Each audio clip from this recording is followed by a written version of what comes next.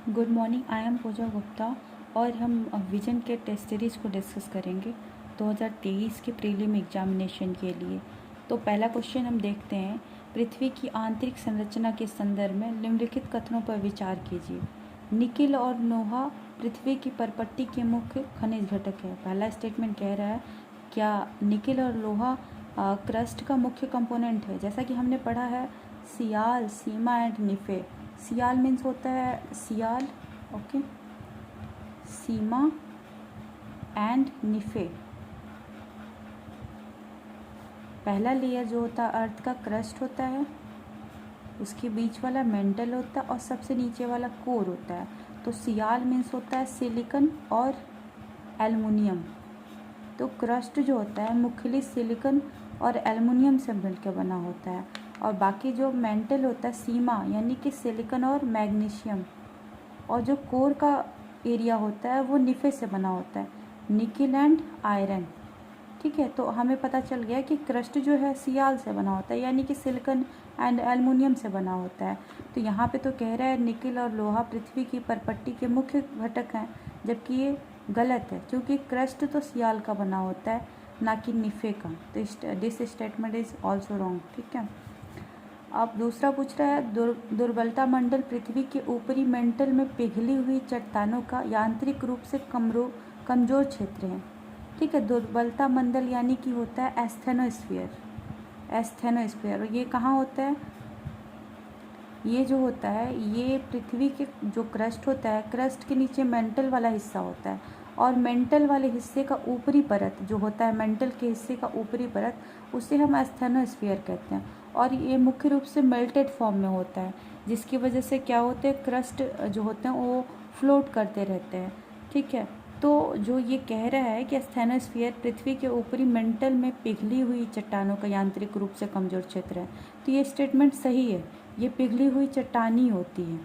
Okay, third statement क्या कह रहा है, क्रोड मुख्यतः सिलिका और मूलिया का बना होता है, जो कि हमने पहले डिस्कस कर लिया। कोर का क्षेत्र जो होता है निफे का बना होता है, न कि सिलिका और एल्मुना का। तो ये स्टेटमेंट भी गलत हो गया। तो पहला और तीसरा स्टेटमेंट गलत है और दूसरा स्टेटमेंट सही है। तो क्वेश्चन क्या पूछ रहा है, उपर्युक्त कथनों में से कौन से सही नहीं है। तो नहीं कौन था, एक और तीसरा सही नहीं था, तो हमारा ऑप्शन हो गया 3। Okay, now we are discussing about second question. अपक्षय के संदर्भ में निम्नलिखित कथनों पर विचार कीजिए। अपक्षय यानी कि वेदरिंग। अपक्षय का मतलब होता है वेदरिंग। अपक्षय एक ऐसी प्रक्रिया होती है जिसमें चट्टानों की टूट फूट होती है। चट्टान जो होते हैं, रॉक्स होते हैं, उनके ब्रेकेज होती है।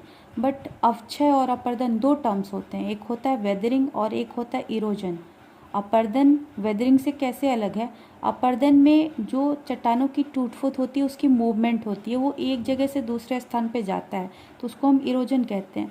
बट जो वेदरिंग होती है उसमें मूवमेंट नहीं होता, चट्टानों की टूट फूट तो होती है, तो मूवमेंट नेग्जिबल होता है, मतलब कि नगण्य टाइप का होता है, वो कहीं भी मतलब मूव नहीं करता है, तो इसको हम वेदरिंग कहते हैं। और इरोजन में मूवमेंट ऑफ रॉक्स होता है, तो उसको हम इरोजन कहते हैं। अब देखिए स्टेटमेंट क्या पूछ रहा है, अपक्षय में पदार्थों का बहुत थोड़ा या नगण्य संचलन होता है। तो ये तो मैंने कहा निग्लिजिबल यानी कि नगण्य संचलन होता है। ठीक है, तो ये स्टेटमेंट सही है। सेकेंड है कार्बोनेशन। कार्बोनेशन एक प्रक्रिया होती है जिसमें फेल्सपार और कार्बोनेट खनिजों का पृथक करने की एक सामान्य प्रक्रिया है। फेल्सपार क्या होता है, एक मिनरल होता है, और कार्बोनेट भी मिनरल होता है, तो दोनों ही खनिजों को पृथक करने के लिए एक सामान्य प्रक्रिया है। ये भी स्टेटमेंट सही है। कार्बोनेशन जो होता है फेल्सपार और कार्बोनेट खनिजों को सेपरेट करने का एक जनरल प्रक्रिया होती है, प्रोसेस होती है।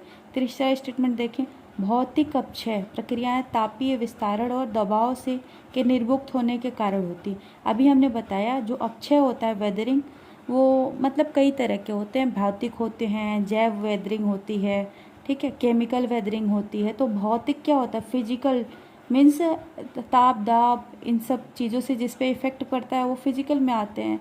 तो इसमें कह रहा है तापीय विस्तारण, जब हम टेम्परेचर का विस्तार करते हैं तो क्या राक्स में टूट फूट होती है। और दबाव प्रेशर भी क्या करता है, प्रेशर की एनर्जी जब रिलीज होती है तो भी टूट फूट होती है। तो ये भी स्टेटमेंट सही है। कि फिजिकल वेदरिंग जो होती है वो तापीय विस्तारण और दबाव के निर्मुक्त होने के कारण होती है। तो तीनों स्टेटमेंट सही हैं। और क्या पूछा है, कौन से सही हैं, तो बी ऑप्शन हो जाएगा। 1 2 3 तीनों सही हैं।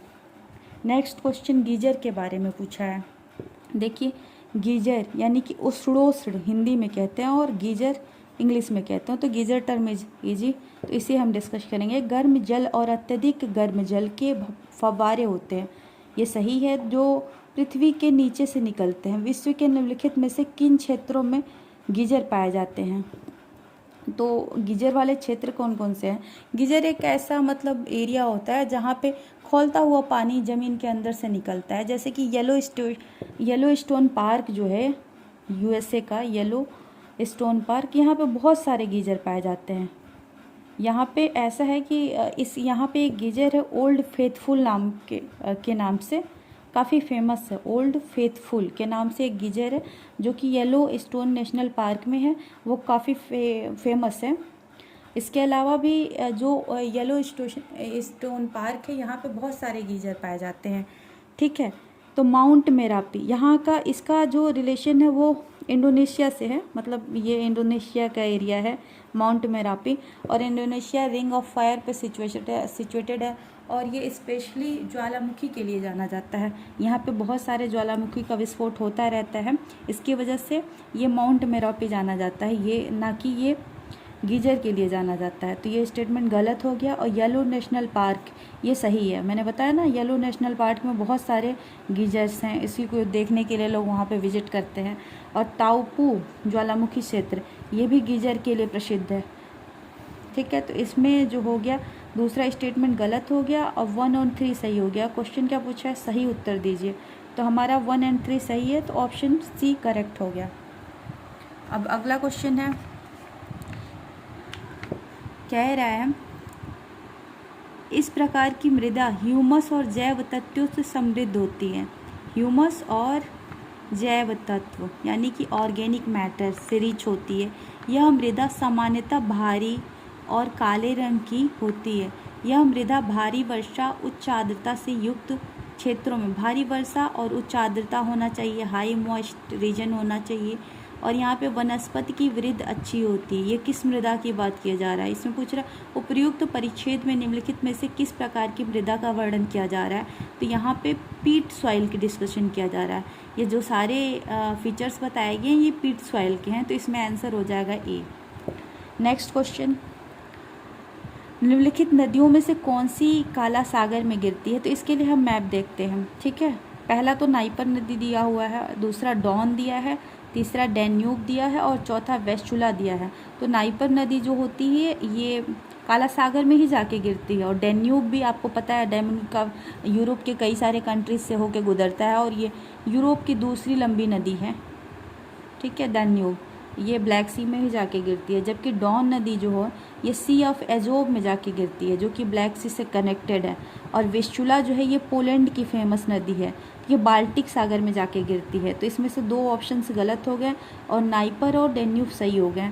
तो इसमें क्या पूछा, सही उत्तर पूछा है कौन से काला सागर में गिरते हैं, तो नाइपर और डैन्यूब काला सागर में गिरते हैं। तो 1 और 3 आर करेक्ट।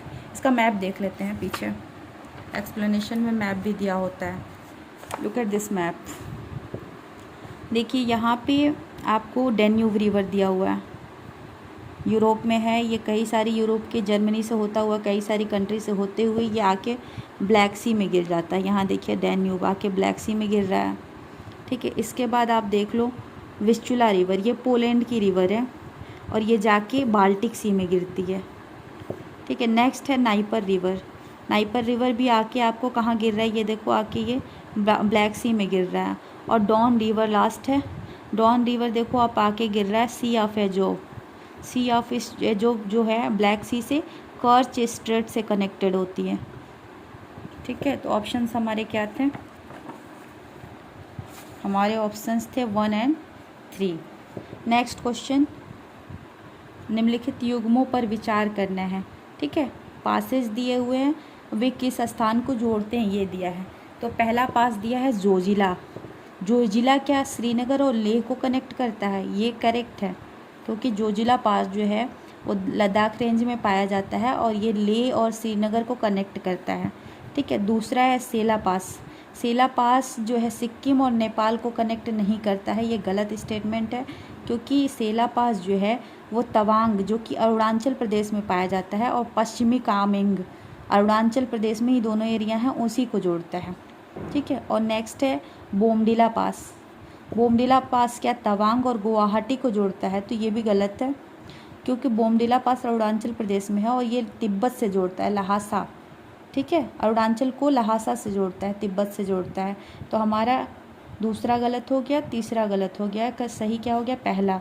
तो प्रयुक्त में से सही सुमेलित कीजिए, तो केवल 1 ऑप्शन 3 हमारा करेक्ट हो जाएगा। अभी हमने फ़िलहाल में हमने 6 क्वेश्चन डिस्कस किए हैं। इसके बाद हम छोटे छोटे टर्म्स में क्वेश्चन डिस्कस करते रहेंगे और बाकी चीज़ें क्लियर करते रहेंगे, ताकि हमारा जब तक प्रीलिम आए तब तक हमारी चीज़ें प्रिपेयर हो जाएं। Okay, bye.